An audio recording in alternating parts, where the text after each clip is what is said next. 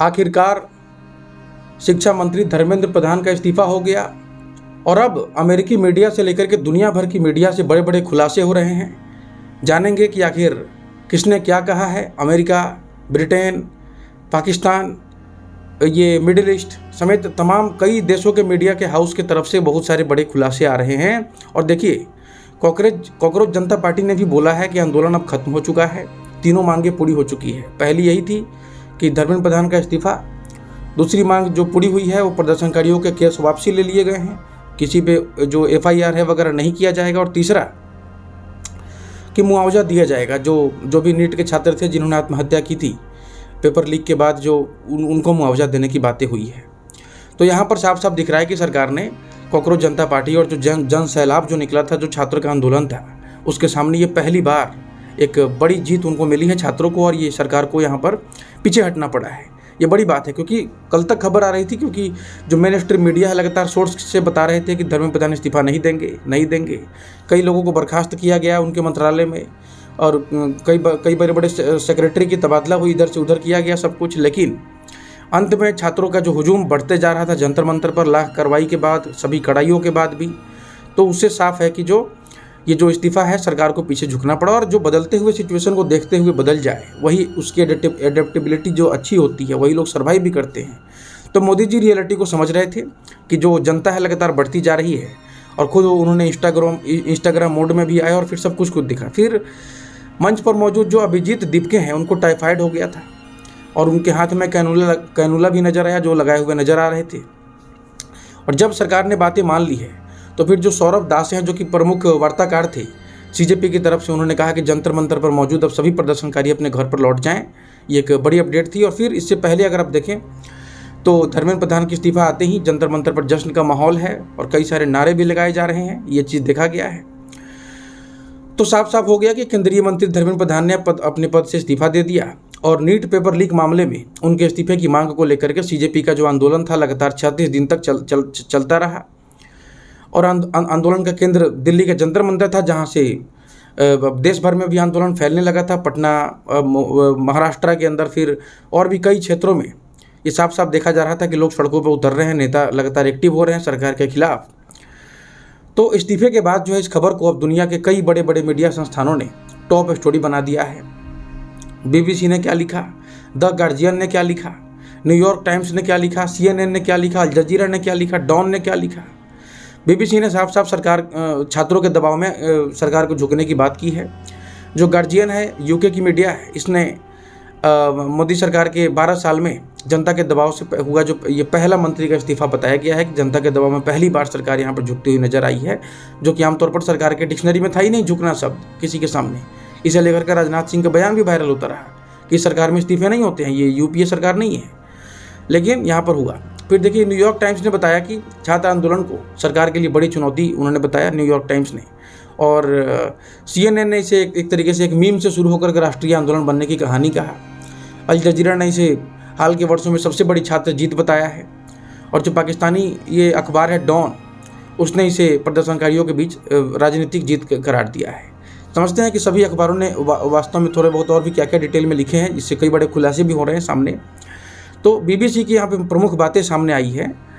और United kingdom यानी कि जो ब्रिटेन, उसका सार्वजनिक अंतर्राष्ट्रीय मीडिया नेटवर्क है BBC, दुनिया भर में फैला हुआ है इसका नेटवर्क।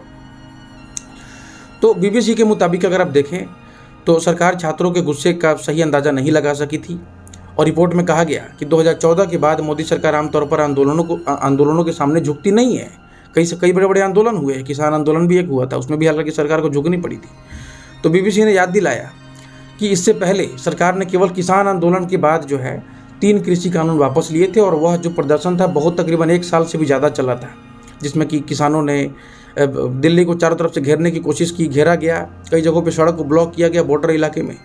तो उसके बाद सरकार ने 3 महत्वपूर्ण कृषि कानून को वापस लिए थे, और सरकार ने ये कहा कि हम समझा नहीं पाए लोगों को हम अपनी बात, इसलिए वापस लेते हैं। मोदी जी ने खुद आकर के इसकी अनाउंसमेंट की थी। शुरुआत में कई हफ्तों तक छात्र आंदोलन को नज़रअंदाज किया गया। अगर आप देखें तो संसद मार्च के दौरान पुलिस कार्रवाई के बाद देश भर में सरकार पर दबाव बढ़ गया था।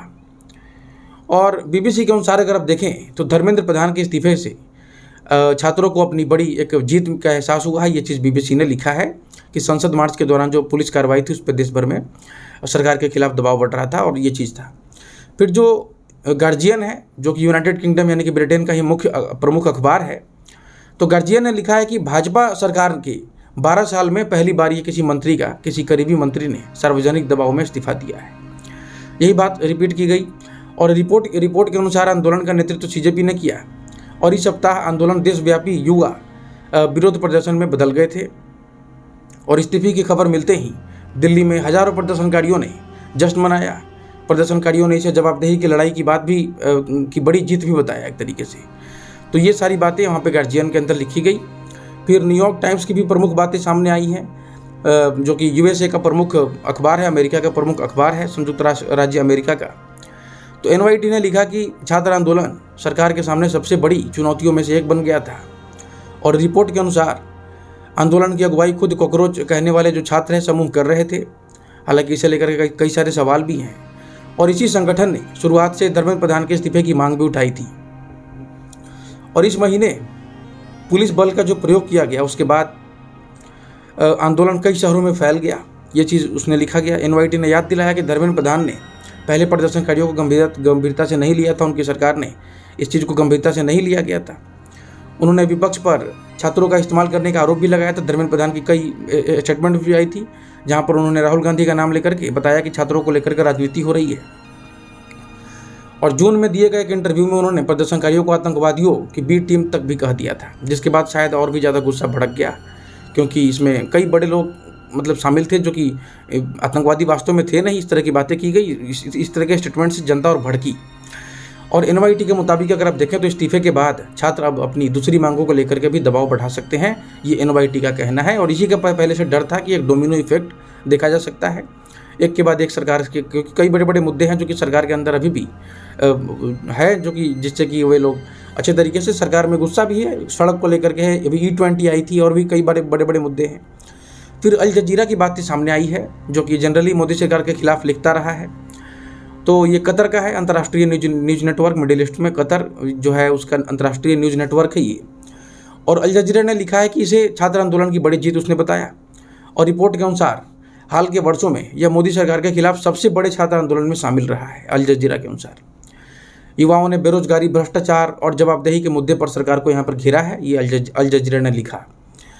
फिर अगर आप CNN की प्रमुख बातें देखें तो CNN यानी कि जो केबल न्यूज़ नेटवर्क है, अमेरिका का है, संयुक्त राष्ट्र अमेरिका USA का है, अंतर्राष्ट्रीय न्यूज़ नेटवर्क है। तो CNN ने लिखा है कि एक मीम से शुरू हुआ आंदोलन शिक्षा मंत्री की कुर्सी तक पहुंच गया और ये सोशल मीडिया की ताकत एक तरीके से इसने बताई है CNN ने आगे लिखा कि हजारों छात्र कई दिनों से परीक्षा व्यवस्था में सुधार और इस्तीफे की मांग कर रहे थे और आंदोलन छात्रों और नौकरी जो तलाश रहे युवाओं को एक मंच पर ले आया है। CNN ने इसे सरकार के लिए बड़ा राजनीतिक झटका बताया। रिपोर्ट में यह भी कहा गया कि मोदी सरकार आमतौर पर आंदोलनों के दबाव में फैसले नहीं बदलती थी। रिपोर्ट ने बढ़ती युवा बेरोजगारी को आंदोलन का कारण भी बताया। इसके अलावा एक बहुत ही इंपॉर्टेंट डिटेल इसमें शेयर की गई है। बताया गया है कि बेरोजगारी से जुड़े कुछ आंकड़े हैं जो कि साफ साफ बता रहे हैं कि आगे भी अगर कोई आंदोलन शुरू हो जाता है तो मोदी जी के लिए संभालना आसान नहीं होगा। अजीम प्रेमजी विश्वविद्यालय की एक रिपोर्ट का हवाला भी दिया गया और कहा गया कि भारत में 15 से 29 वर्ष की आयु जो है उसके लिए तकरीबन 36 करोड़ से भी ज़्यादा युवा मौजूद हैं, जिनकी उम्र तकरीबन 15 से 29 वर्ष है। उस आयु में इस श्रेणी में ये लोग आते हैं। और 25 वर्ष या फिर उससे भी कम उम्र के जो लगभग 40% ग्रेजुएट जो हैं बेरोजगार हैं। तो ये बड़ी बात है। 25 वर्ष या फिर उससे भी कम उम्र के जो लगभग 40% ग्रेजुएट हैं जो कि बेरोजगार हैं, ये बड़ी बात है, क्योंकि ग्रेजुएशन तो सब कर लेते हैं लेकिन 40% जो है 25 वर्ष या उससे कम वाले बेरोजगार हैं। फिर 20 से 29 वर्ष की आयु जो है वर्ग, उसके करीब 20% युवा नौकरी से वंचित हैं। 20% युवा जो हैं वो नौकरी से वंचित हैं, ये भी रिपोर्ट में कही गई है। और रिपोर्ट के अनुसार पढ़ाई पूरी करने के बाद रोजगार न मिलना देश के लिए सबसे बड़ी चुनौती में से एक बन चुका है। तो ये बड़ी बात है कि ये सारे अजीम प्रेमजी जो फाउंडेशन है, अजीम प्रेमजी विश्वविद्यालय की रिपोर्ट के हवाले से ये सारी बातें अमेरिकी मीडिया में लिखी जा रही हैं। फिर अगर आगे बढ़े तो डॉन की प्रमुख बातें भी सामने आई हैं, जो पाकिस्तान का सबसे प्रमुख अंग्रेजी अखबार माना जाता है। तो डॉन ने इसे छात्र आंदोलन की सबसे बड़ी जीत बताया और रिपोर्ट के अनुसार पेपर लीक मामलों में जवाबदेही तय करने की मांग जो है आंदोलन का मुख्य मुद्दा थी। विपक्ष और संसद के भीतर जो विरोध हुआ उसके कारण यह बड़ा राजनीतिक मुद्दा बन गया। हाँ, ये बात बहुत इंपॉर्टेंट है क्योंकि संसद के अंदर जो विरोध हुए थे उसे भी नज़रअंदाज करना आसान नहीं है, क्योंकि अब सड़क पे भी सरकार के खिलाफ थे, संसद में भी सड़क के खिलाफ थे। जब सड़क से संसद तक सरकार के खिलाफ जब आवाज़ उठने लगती है तो सरकार को सुनना पड़ता है। ये कई बार भारत के लोकतंत्र में देखा गया है पहले भी। तो विपक्ष ने जिस तरीके से संसद के अंदर खास करके कांग्रेस और जो और भी विपक्षी दल है, अखिलेश यादव थे, चंद्रशेखर थे, ये सब ने जिस तरीके से पूरे इसको आवाज़ उठाया, इसमें भी दम थी। और ये लोग संसद को चलने ही नहीं दे रहे थे। पूरा मानसून सत्र में अभी तक कुछ भी बातचीत हुई नहीं अच्छे से। तो इस्तीफे के बाद जो है जंतर मंतर पर प्रदर्शनकारियों ने जश्न मनाया और प्रदर्शनकारियों ने जय हिंद के नारे लगाए, मौके पर राष्ट्रगान भी बजाया गया, एक दूसरे को मिठाई खिला करके जीत का जश्न मनाया गया और साथ में मौन भी रखा गया उनके लिए जिन्होंने अपने नीट पेपर लीक के कारण आत्महत्या की थी, जिन्होंने अपने जान गंवाए थे, उनके लिए मौन भी रखा गया। तो ये यहाँ पर देखिए सरकार की तरफ से ये चीज़ दिखाया गया कि वह पूरी तरीके से संवेदनहीन नहीं है, संवेदनशीलता को दिखाया गया है। मोदी जी को पता है कि जब रियलिटी बदलता है तो उसके हिसाब से अडेप्टेबिलिटी की ज़रूरत होती है सर्वाइव करने के लिए। अगर वे नहीं यहाँ पर रुकते, इस्तीफा नहीं होता तो यह आंदोलन देश भर में फैल सकता था, क्योंकि जनता का जो आक्रोश था उसे कई लोग अंडर एस्टिमेट कर रहे थे। ये जो स्टेटमेंट आया था धर्मेंद्र प्रधान का जून में, एक आतंकवादी हैं, ऐसे ऐसे स्टेटमेंट अंडर एस्टिमेट वाले होते हैं। और शुरुआत में हालांकि आंदोलन उतना ज़्यादा मजबूत नहीं था, लेकिन ऐसे ऐसे स्टेटमेंट्स आए, CGI के स्टेटमेंट्स आए, ये सारे होने के बाद जो है जनता और भी ज़्यादा भड़की। हालांकि CGI ने भी अपना क्या कहते हैं बयान दिया है, सफाई दिया है उन्होंने, और कहा है कि सभी सुनवाई होगी, समय पर होगी, जल्दीबाजी में मतलब पहले आप केस को दायर करो वगैरह करो, PIL करो, तभी तो बातें होंगी ना। तो ये सारी बातें हुई हैं और यहाँ पर सरकार एक तरीके से पीछे आई है। और मैं देखता हूँ कि आगे भी ये सारे छात्र एकजुट हो सकते हैं। और यहाँ पर सबको पता है कि CJP के साथ साथ जो अरविंद केजरीवाल की पार्टी है, आम आदमी पार्टी, वह प्रमुख रूप से उनके साथ खड़ी थी। तो यह उनकी भी जीत है, क्योंकि जिस तरीके से केजरीवाल का इस्तीफा लिया गया था उन पर दबाव बना करके, और फिर जब बाहर आए तो उन्होंने बताया कि हम कट्टर ईमानदार हैं, रो पड़े थे, इस तरीके की तमाम बातें की गई जिस पर कई सारे सवाल भी उठे। तो अब जो है सो ये चीज़ देखा जा रहा है कि सरकार भी झुक सकती है अगर छात्र एकजुट रहें, अगर बात रहें, तो चाहे कोई भी सरकार हो, चाहे कांग्रेस की हो, चाहे कोई भी हो। यहाँ पर वांगचुक, जो सोनम वांगचुक है, उनकी भी तारीफ़ करनी होगी, जो कि एक तरीके से यहाँ पर दूसरे अन्ना हजारे, अन्ना 2 के रोल में इनको देखा जा रहा है, जो अस्पताल में जाने के बाद भी कई सारे गंभीर प्रॉब्लम्स को झेले, जिसके हमने वीडियोज़ भी शेयर किए आपके साथ। तो ये चीज़ हुई और ये मैंने आपको वर्ल्ड मीडिया की बातें बताई हैं। इस पर आगे भी हमारी चर्चा जारी रहेगी। धन्यवाद।